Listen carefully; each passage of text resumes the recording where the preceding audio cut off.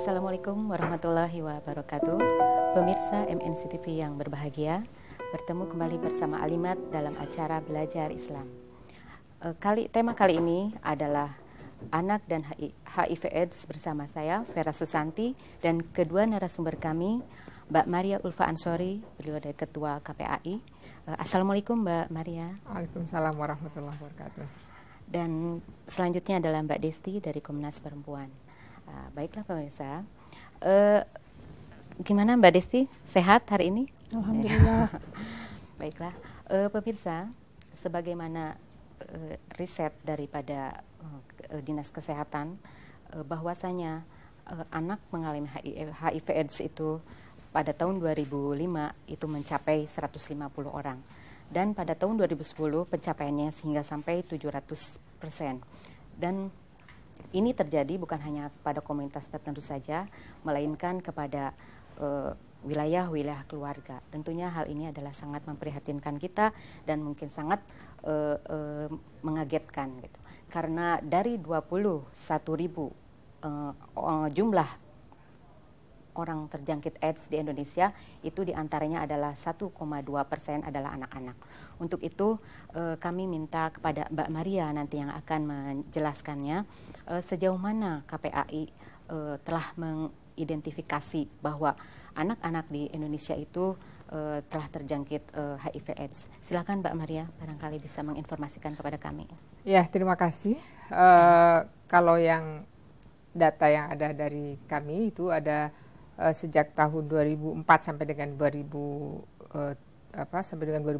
itu ada kenaikan 700% tentang HIV/AIDS, dan kalau kita bicara tahun 2012 sekitar 11.000 kasus HIV itu 1.116 diantaranya adalah anak. Ya, jadi ada kenaikan yang saya kira cukup signifikan gitu. Jadi kalau dari 11.000 kemudian anak adalah sekitar 1.100, artinya sudah hampir 10%-nya gitu adalah anak yang sudah HIV positif. Dan secara nasional saya kira prevalensi HIV ini meskipun rendah tetapi kecenderungannya adalah meningkat.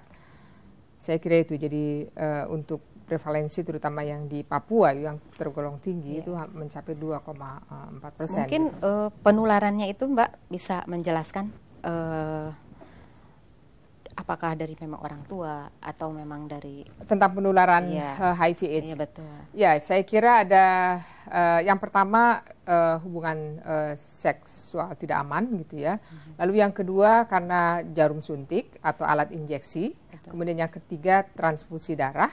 Kemudian yang keempat adalah transmisi dari ibu dan anak. Kemudian ya ini yang saya kira sebagian besar adalah ini. Dan kalau kita bicara soal penyebab sekarang ini yang tertinggi justru penularan melalui jarum suntik pada pemakai narkoba karena satu jarum digunakan rame-rame gitu. Nah ini yang angkanya cukup tinggi saya kira, penularan karena jarum suntik pada pemakai narkoba itu sekitar 52%. Barangkali Mbak Desti bisa menjelaskan kepada kami kira-kira problem apa saja sih yang dialami oleh anak-anak pengidap HIV/AIDS itu gitu.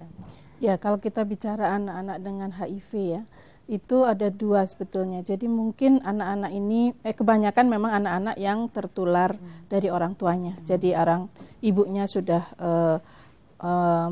memiliki virus HIV di dalam tubuhnya, kemudian waktu melahirkan anaknya tertular. Tetapi juga kalau kita bicara tadi merujuk dari jumlah kasus yang disebutkan oleh Mbak Maria bahwa 18 bahwa kalau kita bicara anak-anak hingga umur 18 tahun dan banyak anak-anak remaja kita juga yang terjebak dalam penggunaan narkoba, terus khususnya penggunaan jarum suntik, narkoba dengan jarum suntik. Berarti memang ada anak-anak yang tertular juga karena menggunakan jarum suntik. Jadi anak-anak yang di bawah 18 tahun. Oh, begitu ya.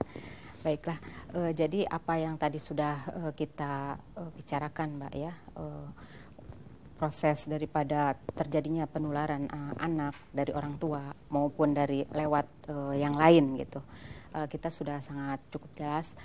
Tapi yang ingin saya tanyakan lagi ini, bagaimana memperlakukan mereka sehingga mereka itu merasa nyaman gitu. Barangkali Mbak Maria bisa.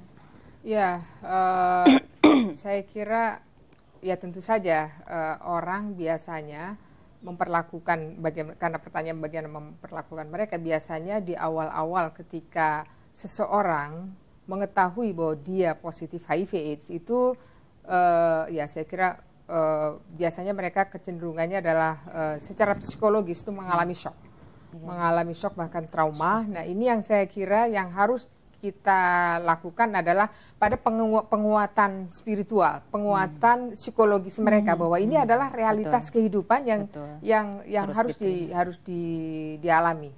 Nah sehingga supaya dia masa traumanya itu segera berlalu gitu, sehingga dari situ kemudian dia segera harus bangkit bahwa ini sesuatu yang harus dihadapi gitu.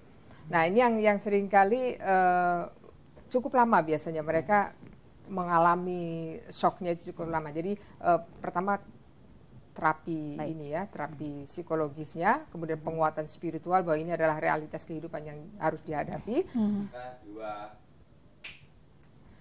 Yang kedua, saya kira keluarga juga harus tahu ketika di antara anggota keluarga itu yang sudah terinfeksi HIV positif.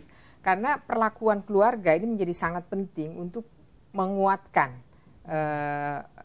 orang yang sudah terinfeksi ini supaya dia secara psikis bisa menguatkan, termasuk juga bagaimana pencegahannya supaya tidak menular kepada yang lain misalnya. Ini juga menjadi sangat penting. Ya. Nanti akan kita lanjutkan lagi Mbak Maria di penjelasannya di sesi berikutnya. Pemirsa, tetaplah di Belajar Islam setelah jeda berikut ini.